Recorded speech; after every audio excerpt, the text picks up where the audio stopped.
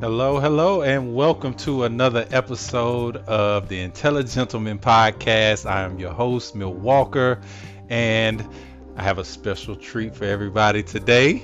A very special woman, and she does some amazing things out here in the world, and I am so grateful and honored to have her on my podcast.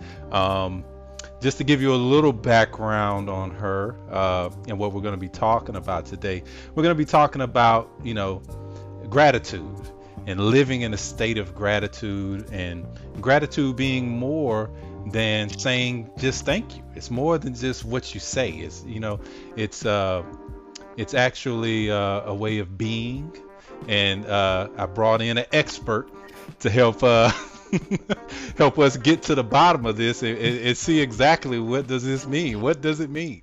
And her name is Cordelia Gaffar, right? I said that right? Yes, you did. Okay. And she is the Emotions Opener Transformation Coach.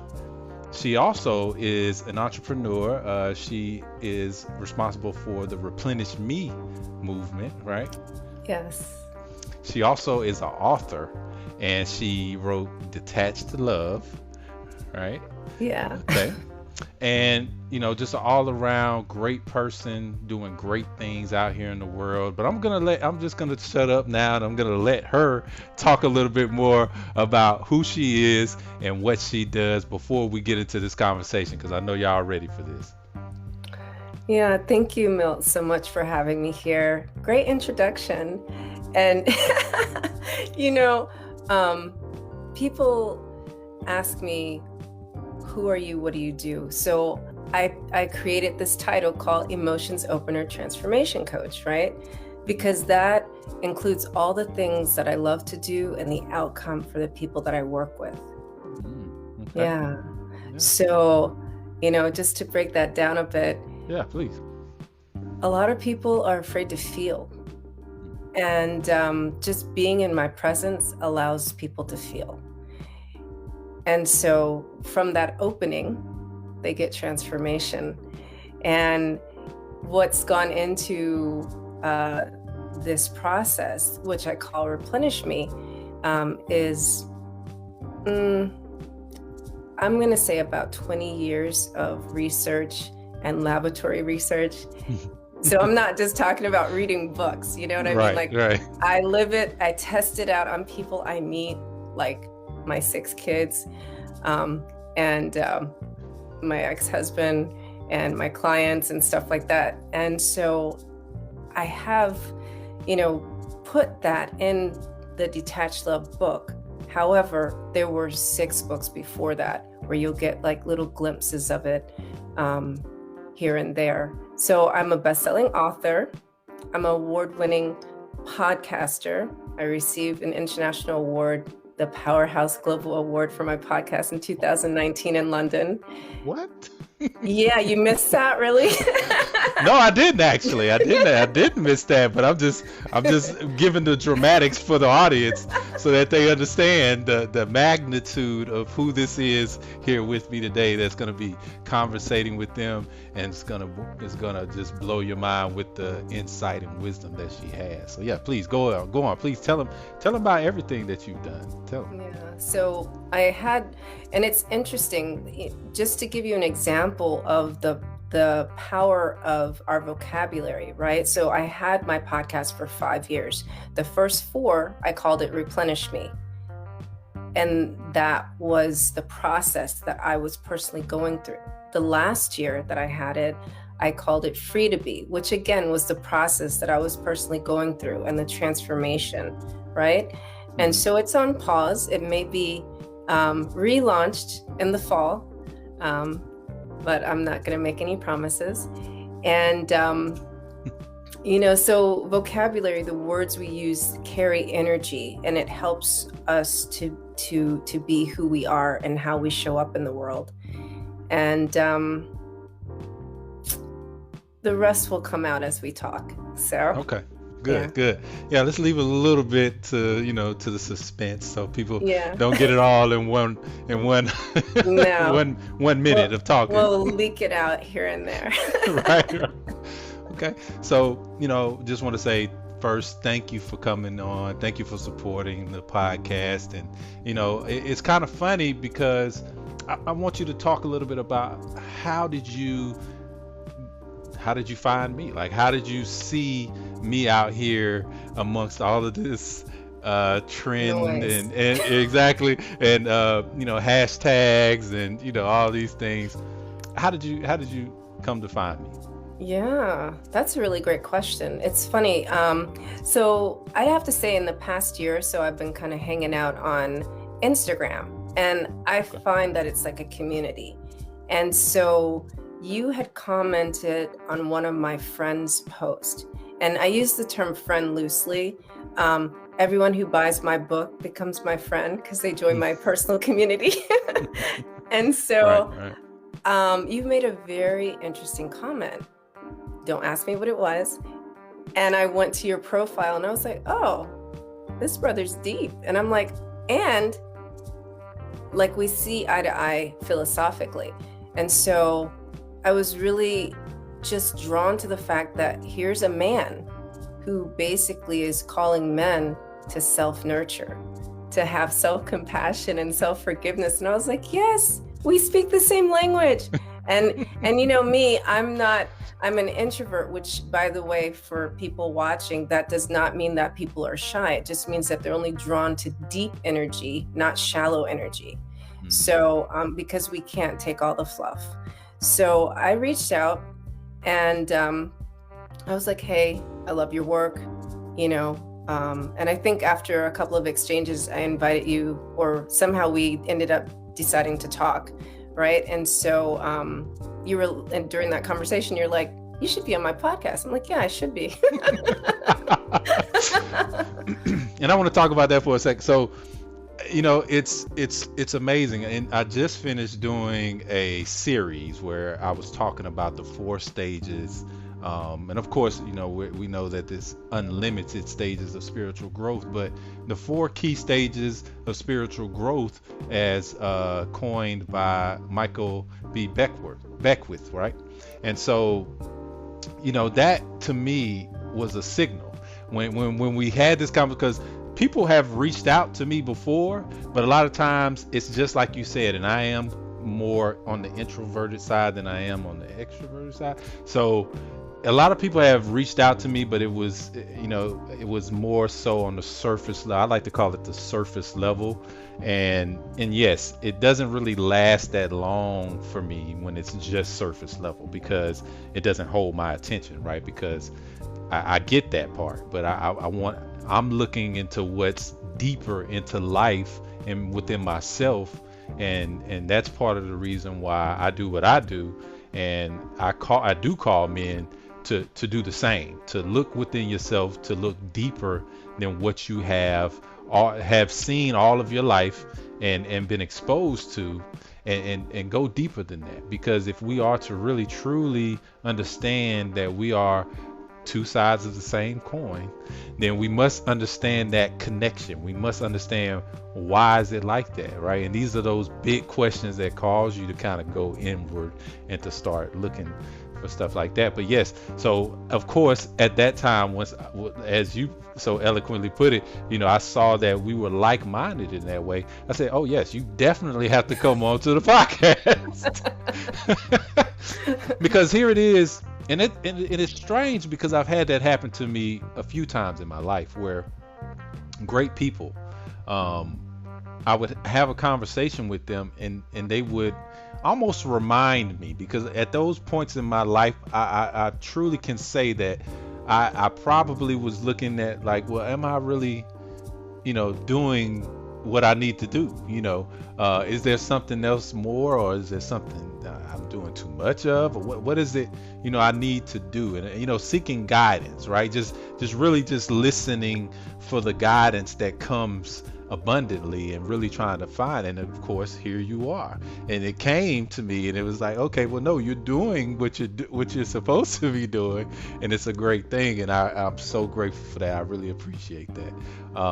But yes, so that's how we got to the point that we are now, right? But definitely, I want you to talk a little bit about replenish me and what that is, and I want you to explain it to people so that they can understand that this is a process that you help them go through, that they can come to you and they can, get guidance on how to replenish themselves, right? Because Yeah. yeah, as I understand it, replenish me is, talking about going within. So please. Yeah, 100%. So, I could do the easy, it is a four-step process and da da da da da. And that will tell you nothing. Right. So, replenish me is an opportunity to pour into yourself on a cellular and spiritual level. Mm, We're so bereft, right? We're thirsty, we're dehydrated. And the things that are missing uh, are the things that we always seek on the outside. And if we would just, put the things back into our mitochondria, right? The power the powerhouses of the cell. Yeah. of the cell, Yeah. then we, could flourish. What it what it feels like is the slow down, right? The stop and reflect for the, pause for the cause of what is most nourishing, nurturing, and loving for me. Mm, And that is what most people need just to breathe every day. You know, yeah. Definitely. People are out here having panic attacks because they forgot that Mm, the only time that exists is right now. There is no other time. There's not a yesterday and there's not a tomorrow. There's just now. mm. And if you just pause and breathe with that, that's how you replenish yourself. Absolutely, I agree. And I've done some podcasts on mental health and speaking to, how, that mentality of fearing what may come and, regretting what happened before does cause you to lose sense of that now, that presence, that present moment. Um, which incidentally brings us to the next part of this. But first, I want you to talk about, because Replenish Me is a program that you coined. It's your program, and people can get in contact with you to actually participate in this program, right? Yeah, so right now I don't do group coaching. I only do one-on-one coaching. Right. So people can connect with me like through my website, which is my name. That makes it so easy, right? Right.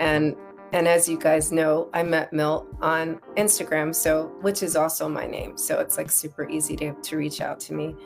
And if you actually watch my feed on Instagram, you'll be replenished. You know what I mean? And that'll just give you an idea of what it feels like to work with me. I will say at this point, there are, there's a process, right? So when I say that you're pausing for the cause of yourself, that simply means that you're releasing all the projections that you've been walking around accepting without thinking, like you're just on autopilot. So you just release that, and then you choose what your own personal values are. Like, what do I really care about? I've been in this family, this community, this job, this whatever, right? And all these people believe this, and that's their value system, but that's not my value system, and I need to do something that honors me, right? And what may happen is, you may be on an island for a minute until you do what me and Milt did, and you start, emanating your new vibration. And then the people that deserve to be in your presence will be. Mm. Yeah. That's interesting. That's very interesting, and it's very insightful. And hopefully, people who are watching this will listen to this. Will definitely, go and check you out on your social media and at your website to look into that further. But before we get too far into it, it was something that you said before before we came on, that where we was getting ready, that kind of piqued my interest, and I wanted you to discuss it a little bit more, because it's something that plagues a lot of people, and it's something that we know, but we don't really know how to overcome it sometimes, and it's, when you have those naysayers, or the people who say that, you can't do something the way that you want to do it, kind of like what you were just speaking about. But I want you to kind of tell a little bit about your story. You don't have to go too deep into it, but just give people the understanding of, they know where you are now, but how did you get there? Like, how did you go from point A to point Z? Well, not that I'm at Z yet, right? Okay.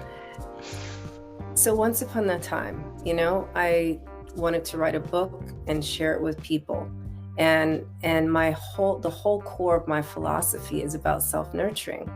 And when I started getting online, a lot of the people that I was coming in contact with, they're like, yeah, no one needs to self-nurture. Nobody even knows what that is. No one's gonna buy that. And I was like, believe in them, Right. because I was like, oh, they know better.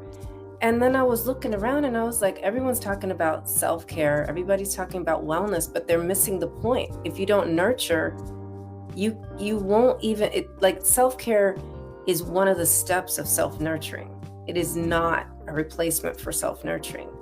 And at my core, that's what I know works, because that is my lifestyle. That's the way I live. I'm all about self-nurturing. Like, who can homeschool 6 kids and create individual curriculums and not self-nurture? I would be dead right now. I did that for 17 years, right? So no, I wisened up when my oldest was 5 and she's 21 now. And I was like, oh no, it's not gonna work like that. So, and then as they got older, right, you can't be the helicopter mom and the lioness mom, because then they grow up, they meet kids that you don't want them to hang out with, and you have to just watch that, right? And, I was preparing for a talk, and I wanted to talk about detached love. And again, I was recommended, oh, nobody's going to know what that means. You're going to have to talk about something that people will understand. So my topic was self-nurturing. And look, boom, now I have a book called Detached Love. Right. And it has all the stuff that everyone ever told me don't talk about. No one's gonna understand. Everybody understands after 18 months of lockdown what I'm talking about. You get it now. You know it now, and you need it now. And the beautiful part of this is, in the process, I learned that by believing my own words and my own methodology and my own lifestyle, I had to just refresh, right, my inner circle. And that was the part I had to overcome, that fear of, okay, this is a safety net. This is very comfortable listening to this group of people. And at the same time, I feel really disconnected from what I truly love. So I had to detach from that and connect to the love, right? That's what detached love is. So, but they don't have that much space on the title, on the cover page. So I wanted to have my beautiful red dress. So I was like, oh, we'll just keep it short, detached love, right? And the meaning of those 2 words is a paragraph. Yeah. Right. Or more, because one of the conversations that we've had, was that, when you're speaking about timeless things, and you're speaking about infinity, then you're speaking about things that never end. And you're saying to, to people that this concept, it's always going to be a deeper place to go with it. It's more understanding that you'll be able to gain from it if you put in the time, self-nurturing, to consider these things about yourself mostly. And it's always really going to be internal, because as you understand internally, you understand everything else. It's because it's all connected. And that's another, thought that we both share, and that we both share with other people, right? The connectedness of all things, and how that plays into, why there's a need for self-nurture, right? Why is it that, the things that happen to you affect me, right? And so that's why it's important for you to take care of yourself, because when you don't take care of yourself, it affects me. Just like when I don't, it affects you. And part of what we was talking about that we would talk about is how that affects people in relationships, right? And in leadership, because what she hasn't really spoke about as much yet is that she is actually a coach for some pretty big companies, and she's done a lot of work in this field professionally. Like, she's not just saying that, she's been on a podcast, she wrote a book, and she's been on Instagram. She's been in these boardrooms, she's been talking to these executives and helping them to understand the importance of this. And it goes back to part of what we're going to be talking about today, which is being present with love, right? Yeah. And I think it's very important for the people listening and watching this, because just explain to us what that concept is and how that ties into, detached love and the self-nurturing replenish me. Yeah, I like the way this is flowing. You're really masterful at this. Thank you. Thank you. I'm grateful. So the rest of the title is transforming your heart so that you can transform your mind. And a lot of people think it's the other way around. You have to change the way you think, or you have to stop thinking so that you can drop into your heart. And it's not that. The heart is the first thing that starts beating, right?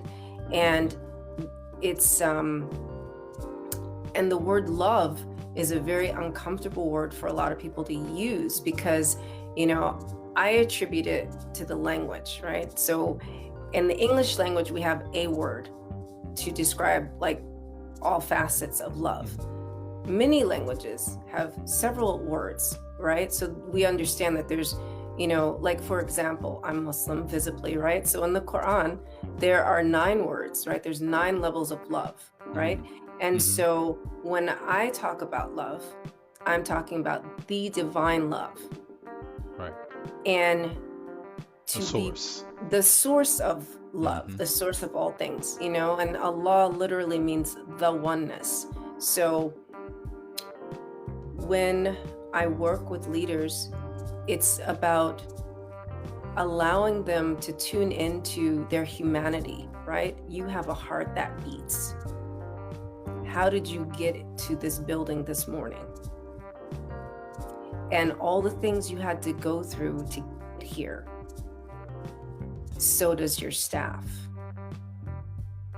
And be present with the moment that we're in right now. And that's how, that's the place from which you allow your mind to make decisions, not the other way around. Yes, I get it. In my previous career, I was actually a CFO, right? So you have to look at the bottom line. I get that part, but the only way for the bottom line, for most companies that are very successful, they consider the humans that work for the company first. And they consider the outcome for the customer first. So, Apple, for example, look at the customer experience. I know that can be, that goes either way if you're an Android user. I'm an Apple user. But anyway, Right. never mind about all that. The point we're not going to get into that debate. we're not going to doing get that. into Let's all be grateful for smartphones, okay? Right, exactly. Yeah, exactly. Precisely. So the point is, the bottom line has to do with the beat of your heart, and that's it. And you have to be present with that.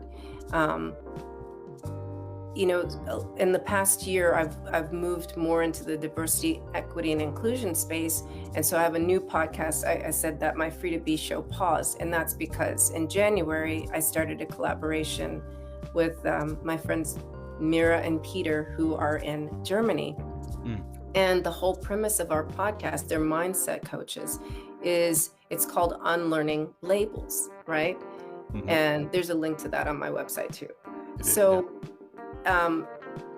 related to the vocabulary we use, if we free ourselves from categorizing people by their labels, and we become more self-aware and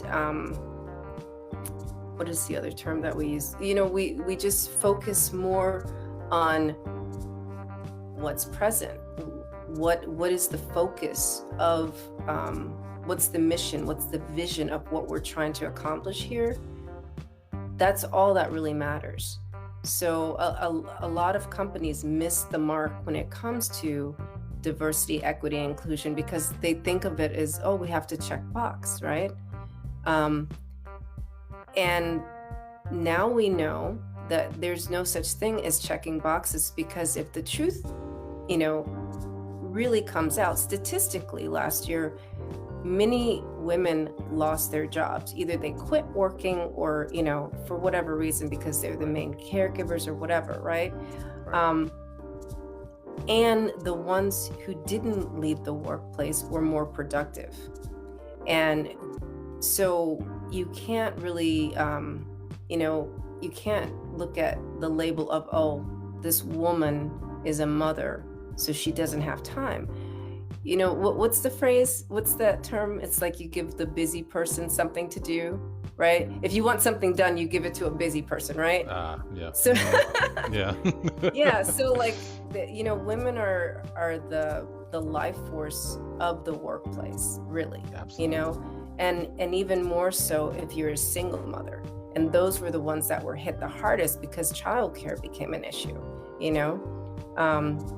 and a lot of these articles were captured like in the Wall Street Journal and everything. So this year, I'm going to be talking in Amplify DEI again, the summit. And my topic this year is sexual assumptions and Black women in the workplace, which, again, is from the way me and Milt discuss it, it's a low vibration issue, right?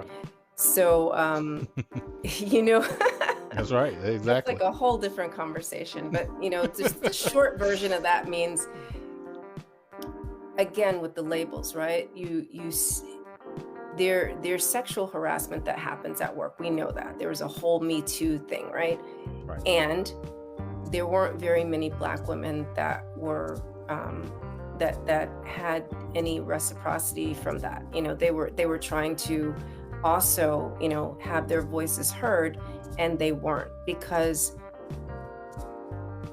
things are different for Black women. Black women are viewed differently, which is not only do they have to deal with that, being a woman and being in a misogynistic type of situation a lot of times, they're Black women, right? And so that's even more so of an issue, right? Because now you're dealing with all of those dynamics that our Black women have to deal with, and so I get what you mean. And to be specific, those dynamics are our bodies are shaped differently, so a lot of assumptions are made from that point, right? And that's rooted in some historical events that used to happen, where literally people would look at that, right? And it was made into that type of, that type of mentality where people would look at these things and would put focus on that, right? And it was done to them, not by them, because our women came, really, dressed just like you, like, they would be covered, or they would wear things that were loose, because it was just the way that the culture was, right? And so that's just what it was, but that's not how they were portrayed in a lot of times, historically speaking. Yeah. And that's the whole, that's again another part of my work. It's evolved into, there's a lot of things came out last year. Like I want to say, like, yeah, in one day on Juneteenth, I had 5 speaking engagements. And one was talking about the historical part of it, and all different iterations of Juneteenth. And so having uncomfortable conversations help us to become self-aware as human beings. And it's an opportunity to be grateful. Life is been miserable for everybody, no matter what your label is, right? Right. And we've had to all get along, and we've all had to wear masks, which I loved. Okay, can I just tell you? Please. So everyone had to wear a mask and I didn't. You know why? Because the cool thing about hijab is, like, you can wear niqab, right? So I just did this right here. And especially in the winter months, you can choose your fabric, right? So there's the pashmina. I should have had that available, but there's the pashmina, which is really just like a wool, a certain kind of way that they weave the wool, apparently is more protective than the mask that all you were wearing. So I would just wear a pashmina scarf, and, like, I never got sick. Yeah. Interesting. Yeah. Yeah. See? Yeah.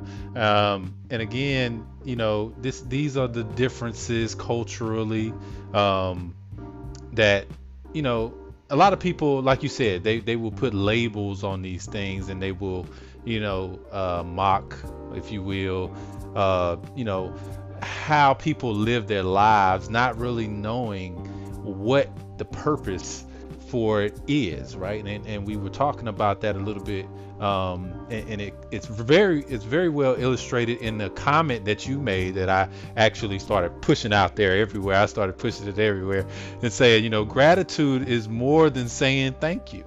I was watching your YouTube, and I was watching one of your you actually collaborated with the gentleman, what's his name? Sadeghi. Okay. Yeah. And and it was one of those, and I captured that quote because it really resonated with me, because it's something that I used to struggle to explain, like, being grateful, because people would always look at me and say, why are you always so happy? Why are you always smiling? Like, what is up with that? Or I would say, I can't complain. And they would say, yeah, because nobody's going to listen. I say, no, that's not it. It's because I truly cannot complain. Like, and people wouldn't understand what I meant by that. They would think that I'm literally just kind of, like I'm just saying it, like, just, I guess, to be deep, but not really understanding what I'm really speaking about. So I want you, since I got that particular phrase from you, right? I want you to explain it to people. What does it mean to be grateful, and that gratitude is more than saying just thank you. Like, it's more than just the words. Yeah, well, the long version of this answer is in my book, actually. See? Yeah, so Perfect. it is, trying to remember, probably around chapter 6 in my Detached Love book. So, no, it's chapter 8. So the words have a vibration, right? And states of being have a vibration.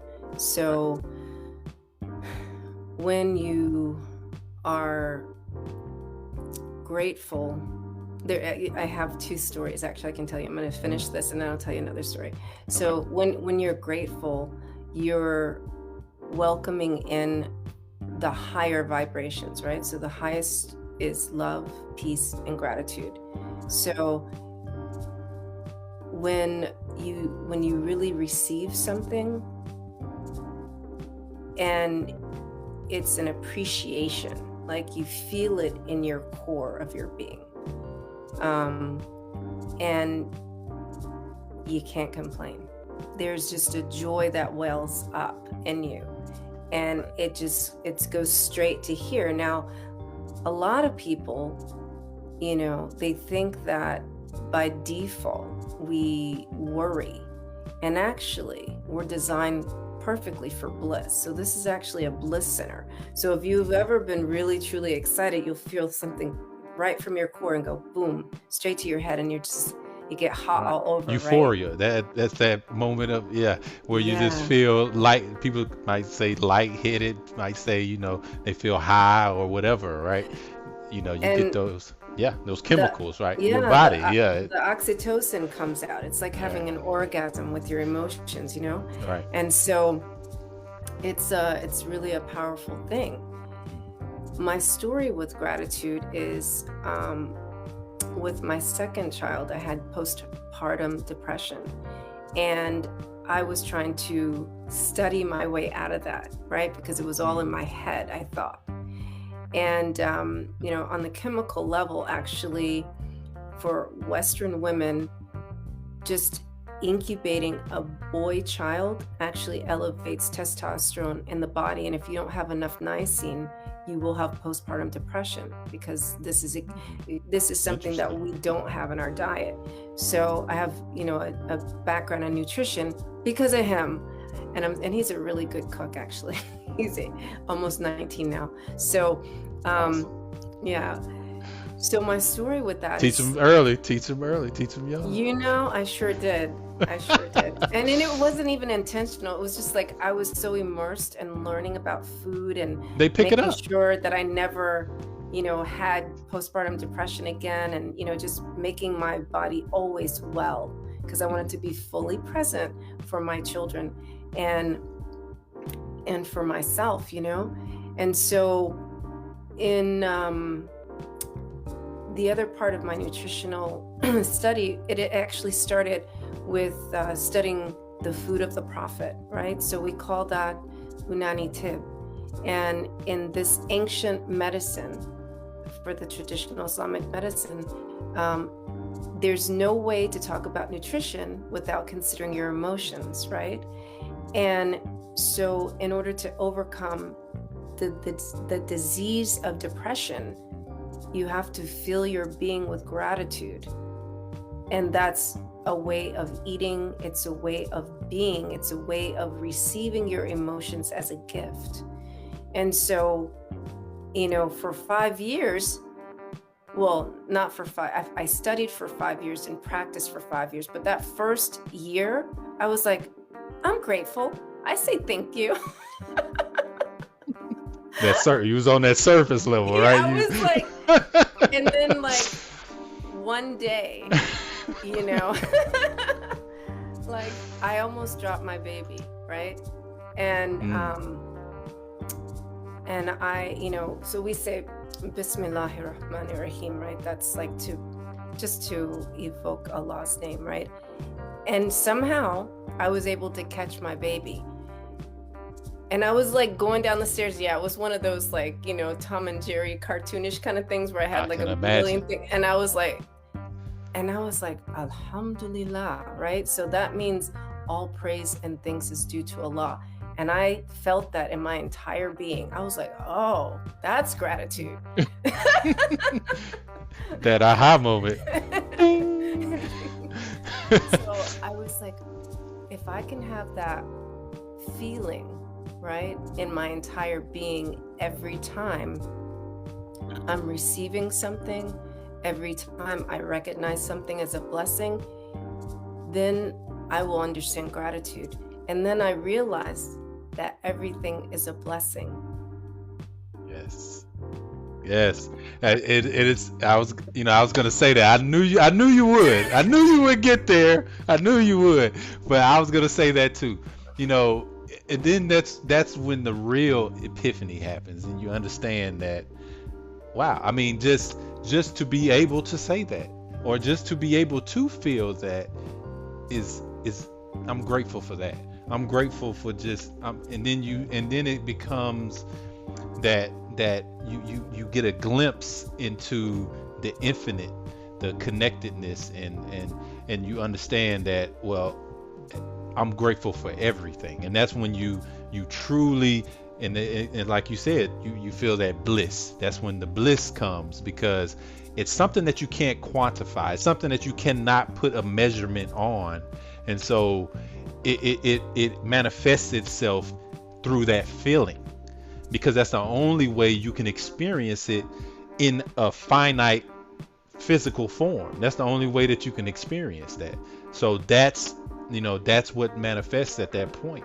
And it's so interesting, and again, it's always amazing when I'm talking to you how much, we think alike when it comes to that, and how much we have experienced and come to know, through our difference in lives, and that speaks to, just in general, us as people, as humans living in this experience called life, and how genuinely, the same we truly are. Like it speaks to the connectedness of all things, and how we should really live our lives in gratitude, right? And being present in love, and knowing that love is a part of us. It's a part of all of us, and we embody that as long as we allow it to come through us, right? Yeah. And I think that's what's so groundbreaking about your work, because you help people get to that. You help people get to that understanding, because I always tell people this: everybody's journey is their own journey. Everybody is on their own spiritual journey. So I can't go there for you, but I can give you the road posts and the signs that, that I've seen, and it's not to say that I know the only way, right? It's not to say that my way is the way that you got to go. It's just to give you a point of reference to see that it can be done, really, because the rest of it is really up to you, right? And I'm sure you empower people in your program to understand that, and to know that, and to walk that, in their truth. And one of the other things that I wanted to talk about, because again, this is another insight that I got from you from your words. And well, first let me just recognize the audience. Ebony's joining us, saying good evening. That's one of my friends. Jimmy Luciano, that's another one of my friends from high school, says peace, kings and queens. Tracy Pickett is joining us, says good evening.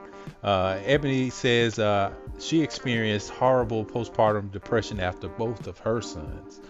So that bit about that information that you share with this, it's going to help so many different people.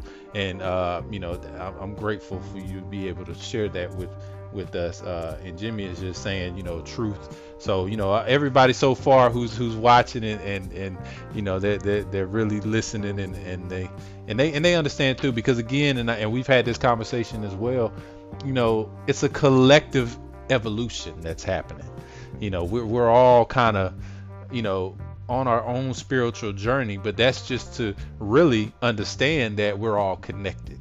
And then that's that true level when you understand, when you go deeper than the surface, and you're actually going deeper. Now you're kind of submerged, and sometimes that could get a little scary, because uncomfortable. Yeah, people don't like to go there. Right. And so because it's unknown, right? And people are usually uncomfortable with the unknown, but that's part of the process. It's to make you more comfortable with the being state of consciousness, and truly trusting that everything is going to happen in the most perfect way that's possible, because that's what life is, and that's what life wants for all of us, right? And that's what the source of life, love, light, positivity, I love to say that too, that's what it is. So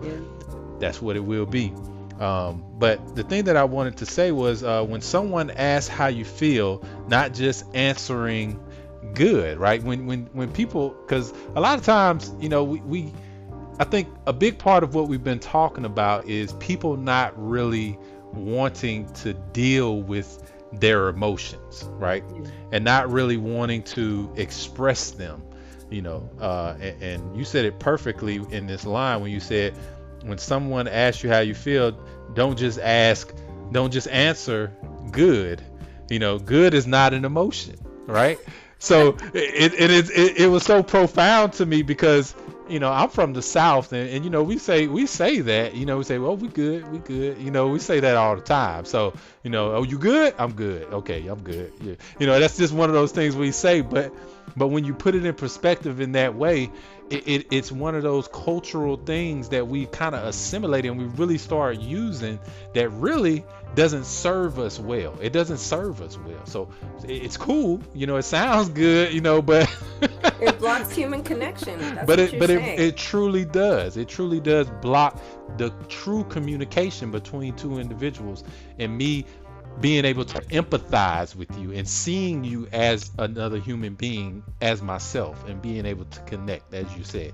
And so talk about that a little bit. Talk about how, even if you can, because I'm pretty sure, you've done your research and everything, even if you kind of talk to, some of the things that causes people.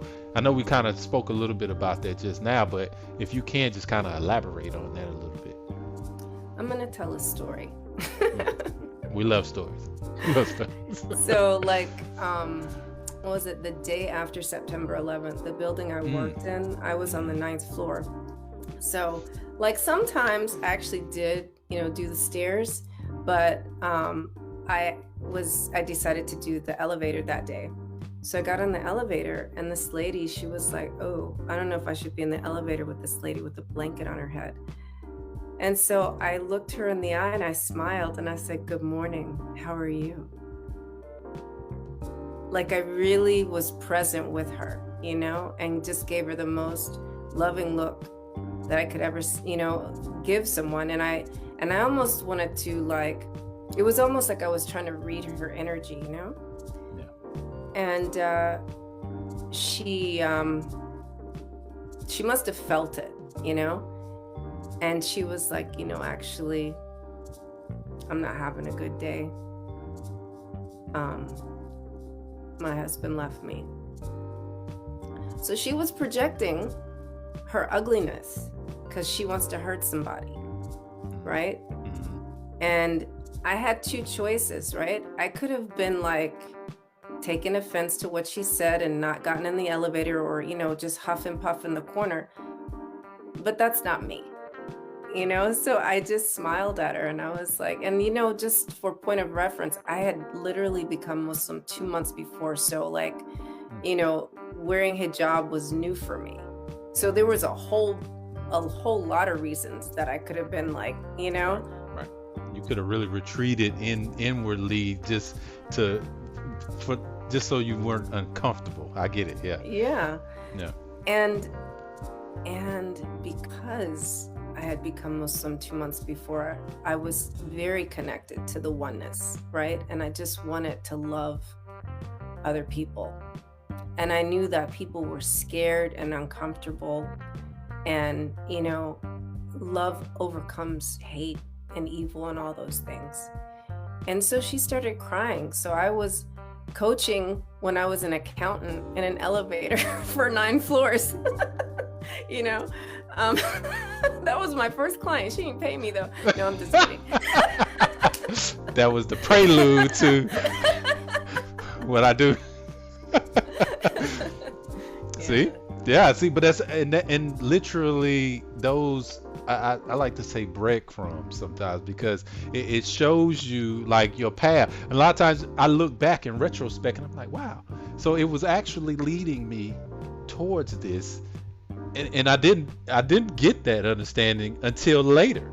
And you talked about that a little bit about about your mom and about what she said, and how later on, and that's happened to me with my dad numerous times where he said something to me when I was young, and later on I come to I say, Pops, I appreciate you for that, because you were really trying to tell me like what I need to do, like, and I Yeah. looked at it like, nah, you just try to, like you trying to tell me what to do, not, you looking out for me, or it's Right. through love, like you said, being present in love, and saying these things out of love. And one thing I like to say too, when we talk, and when you brought up, children, and when you're talking to children, a lot of times I tell people, you have to understand, like, kids are coming, and I did do a podcast about this as well, but you have to understand that they're coming from a point of not knowing. So when we speak about things sometimes, Or deeper knowing. right, well, it could be, yeah, it could be. Yeah. And so when we're trying to teach them something, right? When we're trying to teach them these concepts that we have come to understand about things, a lot of times, like what's happened to me in my life and with your mom, and some of these deeper principles that really experience is really the best teacher. We have to understand that it's okay for them not to get it right off. It's not something that we should be, because again, the key is being present with love, and understanding that, and knowing that, okay, I'm saying this to you knowing that this will eventually be a part of you, like Mm. it's like planting a seed and watching it grow, right? It's Yeah. exactly like that. And as you so eloquently put, nurturing, self-nurturing, and them seeing you do that also enable them to feel comfortable doing that within themselves, and knowing that that's okay. It's okay for you to do that. It's okay for you to take a break away from everything, and kind of, let everything calm down within you, and then go back out there, and then go back out. It's okay to do that, not just feeling like they have to just, be all out there in the front and just, be that person, right? Yeah, because we're human beings. We're not human doings. You Right, can, pause with the doing and just be. right, And kids are really good at that. That's one right, thing we could learn from them. exactly. If we don't mess it up, Right. If we're not on top of them trying to condition them every second, oh no, you got to do something. You got to. No, they don't. Yeah, they don't. They just Let have them, to let them be. be. Let the divine inspiration come. Like, because a lot of times they may be there, and then all of a sudden, oh wow, I know what I want to be in my life, right? I mean, it could be just as simple as that, and them being able to grow into whatever it is a beautiful thing. Yeah, it is. And you keep using the phrase be present with love. I think you're hinting to me that I need to talk about something. So, Yes, I am. I'm kind yeah. of, I'm setting it up here. I'm setting it up. That's, it was part of one, and it was one of the things that I said initially that I wanted you to talk about, right?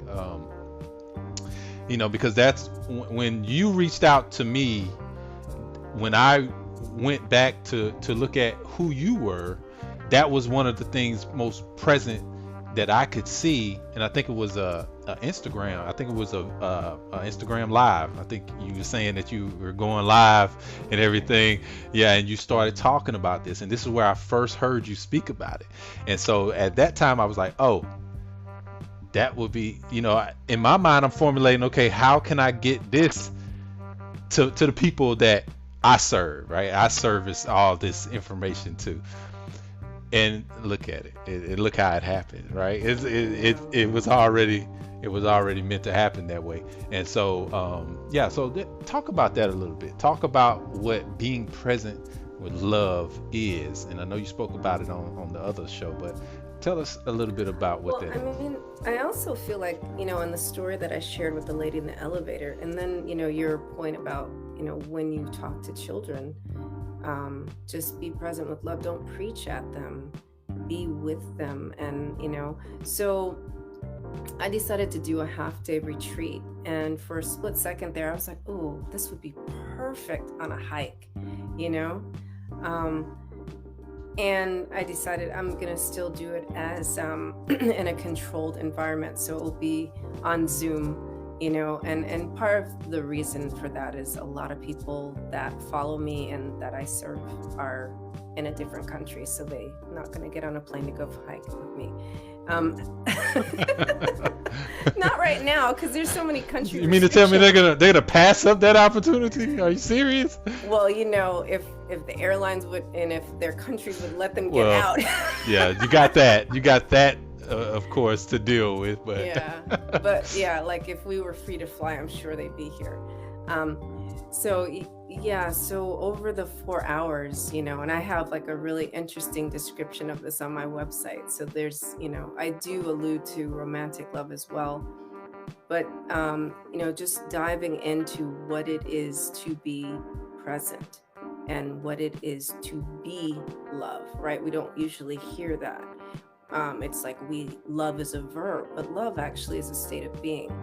Um, and if you allow, and that is just, it's a deeper inner world connection, right? So it's for me, when I say being love, that is like a combination of self-compassion and self-forgiveness.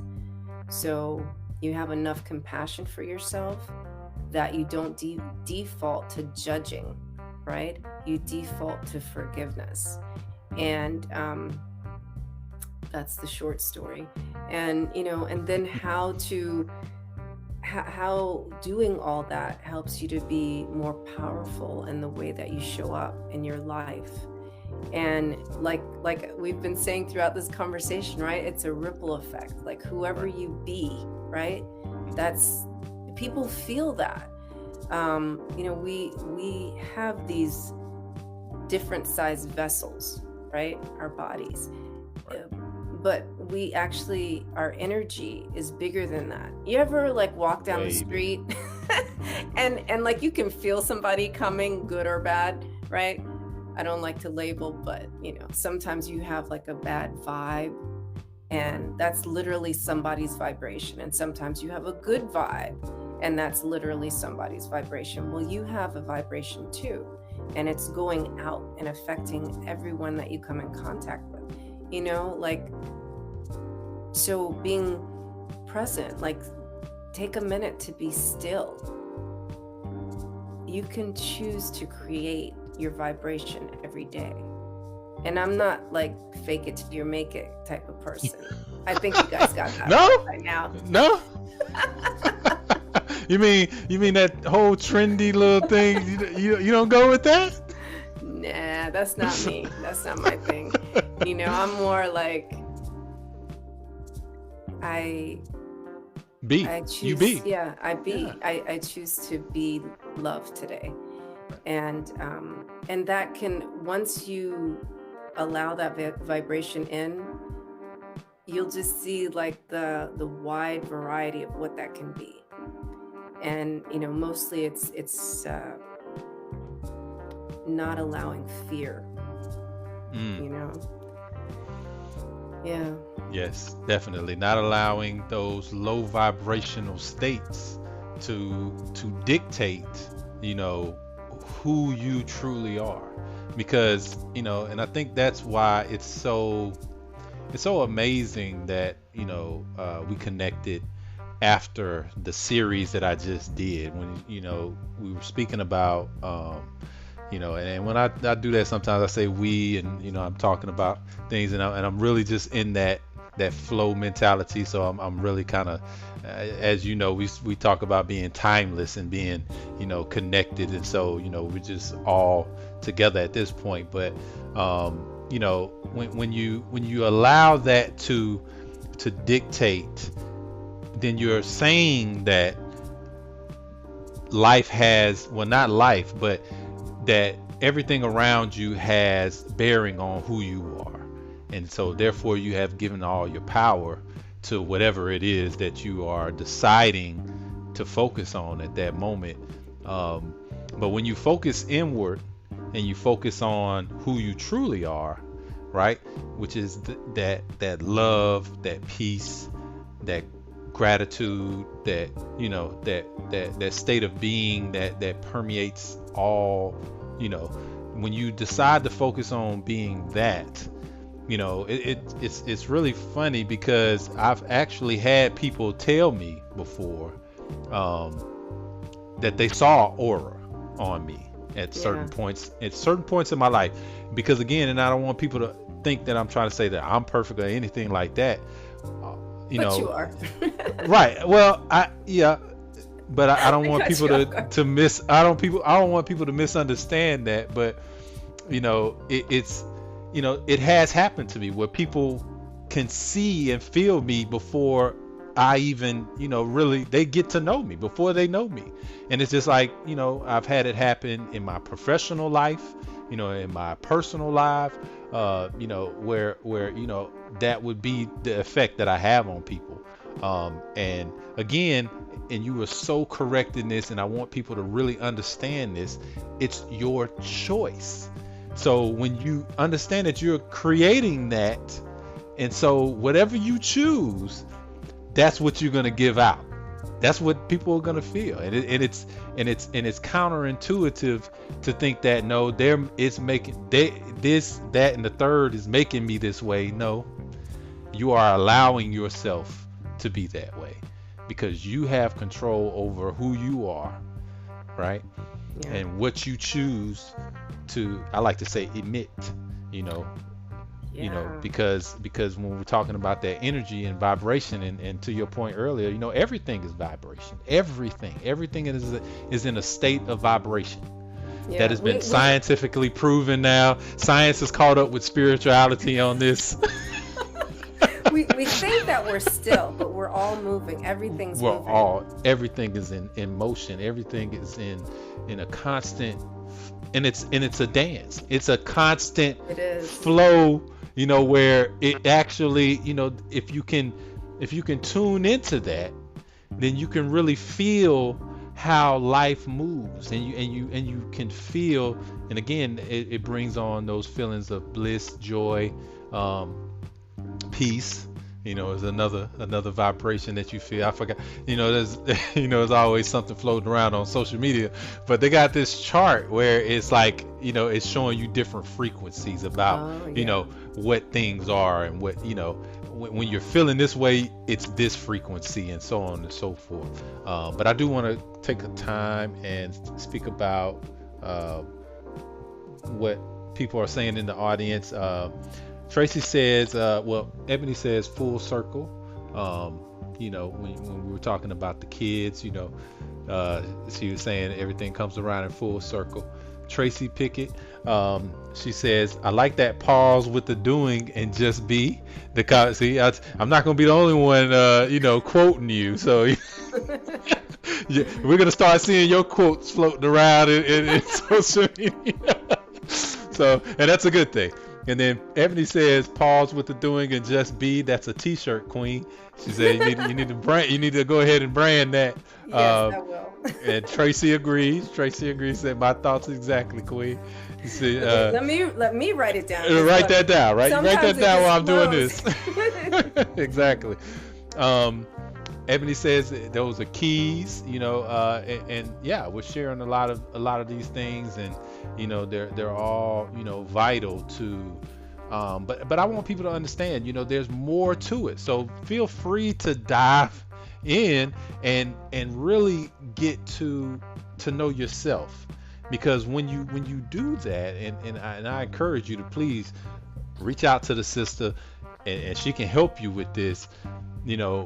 When you do that, you find that, these things that people say and the things that you see are it's just the tip of the iceberg. It's not even close to what we can all gain from all of us taking this journey together.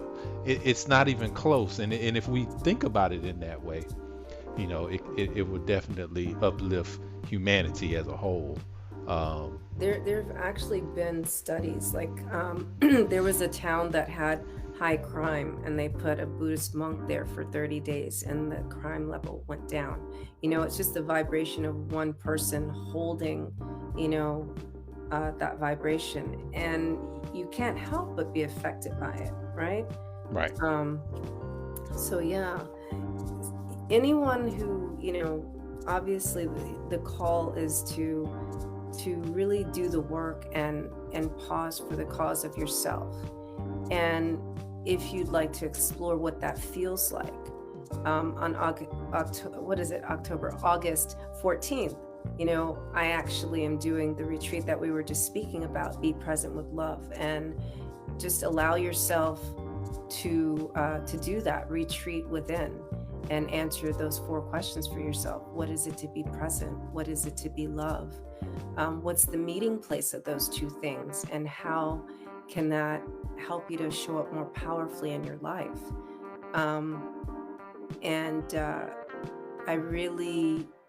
really serious about making it a very intimate environment. So I do not record my events. I used to do that, but I don't do that anymore.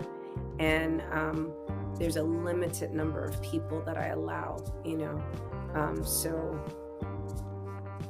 yeah.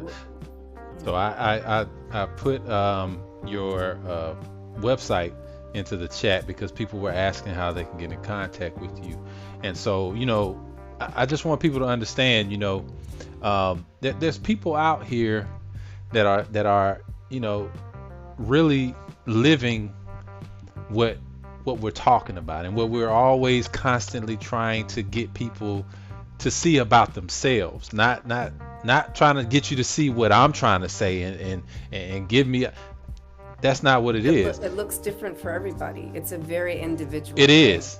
Yeah. And so you have to be open-minded, and you have to understand that if you truly believe that we're all in this together, and and if you just open your eyes and you see we're literally all in this together. I mean, we're all here together. So I know that's like our, and like even through the internet, like we can feel each other's vibration. Right. I found that very powerful. Yeah. Like in my coaching sessions, like when I said earlier in the conversation, I was like, I open people up. I really do. Like I just totally tune into their energy. And I didn't even realize it's something that can be done over the internet, and it's super powerful. And and I always tell people this, it's just a tool. It's just like any other tool. It's just like how we went from writing on stone tablets to writing on papyrus, right? To having a printing press. Right. A printing press was a big step from people having to handwrite all their books.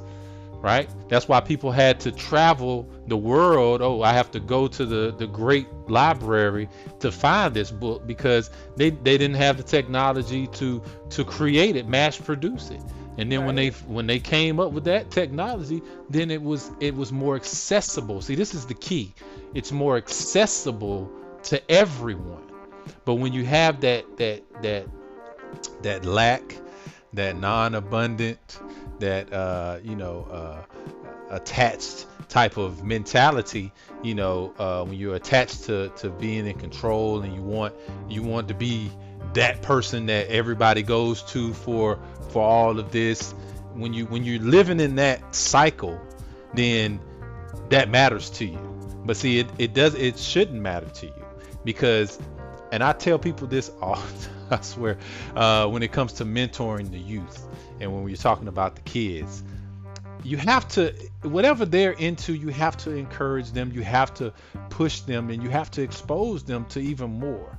Because what we fail at a lot of times is seeing the potential in people, right? But it's not because the potential is not there. It's because we don't put them in a position where they can experience their own potential.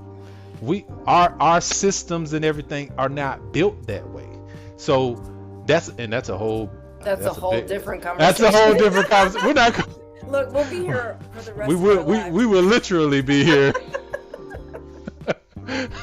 a time for an infinite amount of time. Yeah. You know, and that's but what happens like whenever we talk, right? We get it. right, Remember, we get in that like timeless haze. It's like, is there a right, clock? You know? right, exactly. So, Yeah, and it's because of the subject. It's because, and I want people to understand this too. It's because of what's being talked about, right? And again, it's all a part of you. So it when you're talking about the things about yourself that are timeless and not so fixated on the things that won't last, right? You know, then you can really open yourself up to receiving those types of vibrations. Because if you stay right there, then you're missing, again, that's the tip of the iceberg. So when you stay there, you know, like, hey, I'm gonna hold on right here because I don't know if I'm gonna be able to go anywhere else, so I'm just gonna stay right here and this is where I want to be. Then you don't know what you're missing, right? yeah. And as they say, ignorance is bliss sometimes, but I don't agree. I don't agree with that. And they also say knowledge is power, but it's not. Like Right, there's so much. There are many books, right? But right, there's a saying that translates from Arabic as, you know, sometimes it's just a donkey walking with books on its back, right? So people read all these books, but they don't have the capacity to really understand what's being written, what they're reading, right? right. So it's kind of like me reading French now, because I used to be fluent in French, but I haven't used it in 20 years. So like now I can read it, like, and I can enunciate the words, but don't ask me what I'm reading. You know what I mean? So it's like that for many people. You're relearning, right? And that's what we have to do sometimes. We have to Yeah. relearn, because these things, like you spoke about earlier in the podcast, you know, these things were kind of inherent in us as kids. We had that curiosity, we had that want to, you know, explore and to be innovative and to just, you know, be free and be. You know, we didn't want to go be put into a box and just, okay, well, that's all you're gonna do. You know, that's not something that we came into this existence with. That's something that was imposed on us, because again, it's all of those limiting beliefs that are built into the system that keep you in a place where you feel like that's where you are, right? And some people like to call it the matrix. Like, people got all kind of, I mean, They have literally, all kinds of, yeah.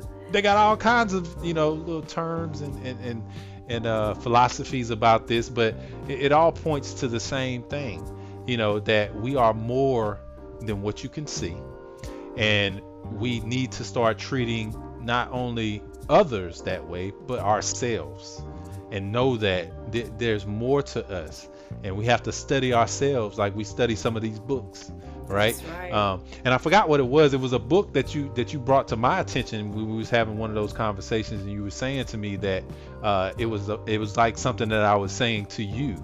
Oh, you quoted out of this book that you've never read. It's the most Right. amazing thing. That's just like, I was like, dude, I was reading this last night. What's happening right now? I'm like, you know, and I thought about this too. Like, I'm having a tangent. So, maybe because all it was connected. in my It's all head, connected. right? I was like transmitting it, and it was coming out of you. So I was like, I don't know what's happening right now. It's like I read this book and he's saying all these words. And remember, So- it was about quantum. It was about The quantum physics. physics. So what I was Yeah. gonna say was, so yes, that's also true. So both things are true at the same time. It's from me, but it's also from you, right? That's the whole concept of oneness and connectedness, right? And a lot of people don't understand. Like, that's where that comes from. It's a very basic thing. It's not even something really that's that deep. That's really the surface. Just understanding that we're all connected and we're all one. That's the beginning. From those roots, come the tree, and now you see the rest of it. And that was another, if you can, you made a reference to what a tree, and what the meaning behind that spiritually is, if you want to talk about that a little bit. Okay, yeah. So part of the reason I wanted to do, I've never done an event in the forest, right? I love to hike. And so when you go into the forest, there are trees, right? And sometimes for the older trees, you can see the roots just underneath the grass, and know that that's just the tip of like something that goes so much deeper. They're like family systems of trees, where the roots are interconnected, and they have friendships, and they communicate. They right? communicate, and they miss each other, and they're held together by fungi, and so like there's all this stuff underneath the surface happening, and that's the real reason, that I feel called to nature. And I know like everybody has been hiking or going on trails because of COVID. That's like the only thing we could do. And I invite you, if this is something that's new to you, go up to a tree and hug it. No, but seriously, you can hug a tree too. That's great. Right. But you can also do something that I call tree breathing. And this is something I learned from one of my master herbalist friends, Robin Rose Bennett. And it's like an actual meditation that she does. She calls herself the Green Witch. Like that's the title of her book. So you can look it up. Right. Anyway, so you just put your lungs on the back of a tree and stand there and just inhale and exhale with the tree, right? So that trees, what they breathe out, they breathe out what we breathe in, and we breathe out what they breathe in, right? Right. So right. The oneness that you feel when you're doing the tree breathing is the most profound thing I've ever experienced. And it's I do a meditation for this virtually with no trees, because you can be anywhere you want to be. And I was going to speak about that because in some of the things that I've learned and some of the things that I practice, it's chi breathing, right? Yeah. And it's the same. And I like to tell people it's the same principles. The principles are the same. Where it comes from may be different or might appear different, but it's all the same. And it's literally the system of Qi Kung that I practice is literally called standing like a tree. See, and what it means is you want to be rooted, but at the top you want to be free, and you want to be very fluid in your motion. And so part of that being fluid is being able to breathe properly, right? Being able to take in the amount of oxygen that you need, as a tree does. It stands there and it's taking in all of that carbon dioxide and then pushing back out all of that oxygen, right? And so, you do the same, but in reverse, right? Because you're the opposite of that, right? Or at the other end of the spectrum, not the opposite, right, but because you're actually more connected to plants in DNA than people really actually think. But you're actually on the other end of that spectrum.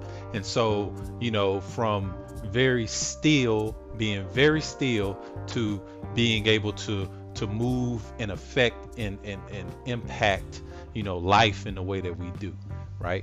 And a tree does that by just what? By just being. Yeah.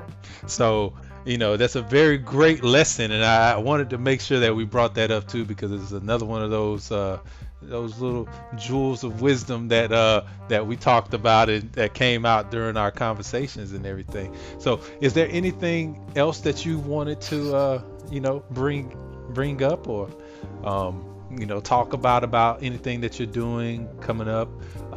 Maybe, tell the people about so that, they can be a part of, or, you know. Yeah, I already mentioned that I have the Be Present with Love half-day retreat coming up August 14th. And I like to read, right? Writers love to read, so. What? Yeah, it's a thing. It's a thing, right?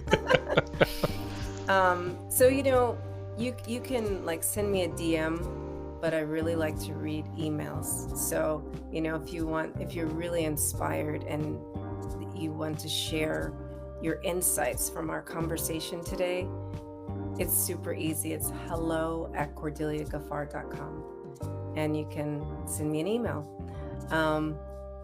And just to close us out, Mill, I just want to say we really have a choice every single day to allow our thoughts to be the seeds to our growth or the bars to our prison. Right.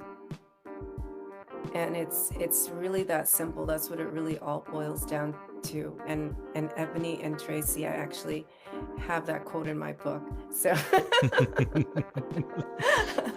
So you can go get the book, and you can get all of this in there, as well as, of course, she's already opened up the lines of communication. So if you want to reach out to her and get to talking about, some of the things that, we talked about today.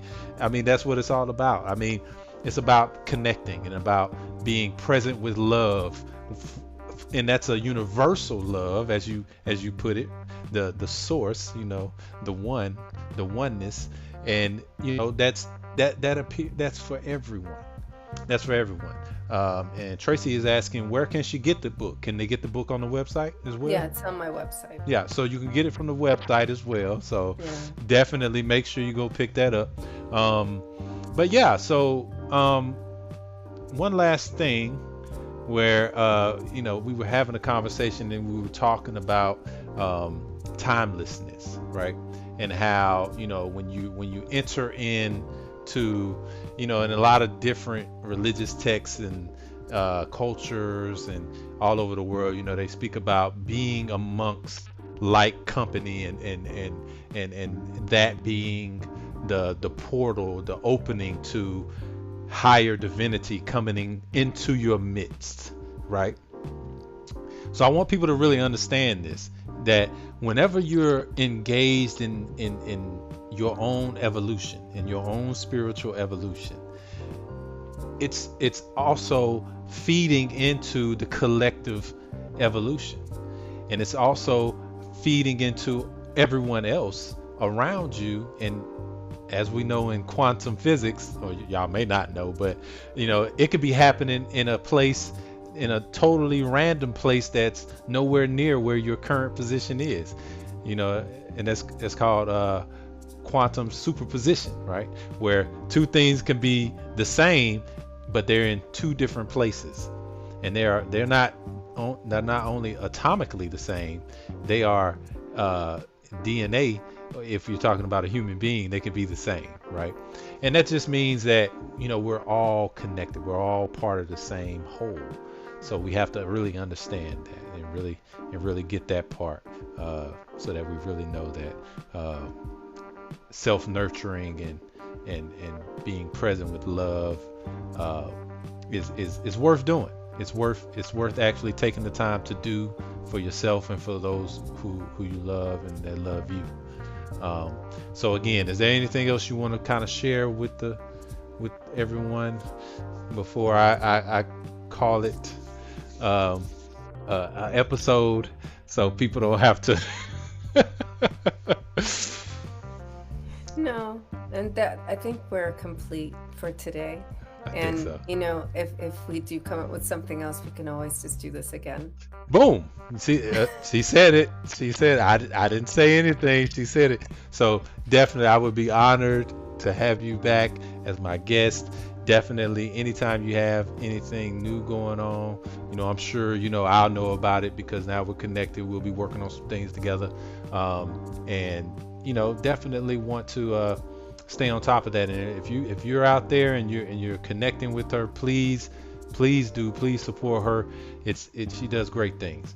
And with that being said, I'm gonna close it out. And remember, you are what you listen to. And I'm glad you're listening to us and supporting us. Thank you so much. Thank you, Cordelia, for joining me today. I really appreciate you. And we're gonna see you on the next one. Y'all have a great one.